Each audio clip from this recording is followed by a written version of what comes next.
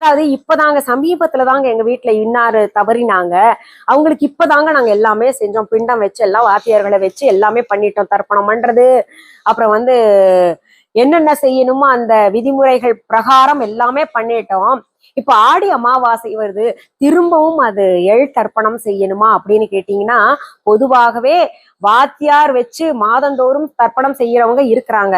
இந்த மாதந்தோறும் வருகின்ற அமாவாசையப்பவே தர்ப்பணம் கொடுக்கணும் அப்படின்னு இருக்கும் பொழுது, ஆடி அமாவாசை அப்படின்றப்போ தர்ப்பணம் கொடுக்கறதுல தவறு கிடையாது.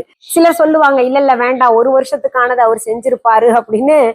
இப்போ நம்ம ஒரு விஷயம் சொல்லும் போது பாத்தீங்கன்னா, பக்கத்துல இருக்கிற பெரியவங்க சொல்லுவாங்க, இல்ல இல்ல அப்படியெல்லாம் கிடையாதுங்க, நீ இல்லாட்டி பக்கத்து வீட்டுக்காரங்க அப்படியெல்லாம் கிடையாதுங்க, இப்படி நான் பார்த்ததே இல்லைங்க அப்படின்லாம் சொல்றவங்க இருப்பாங்க.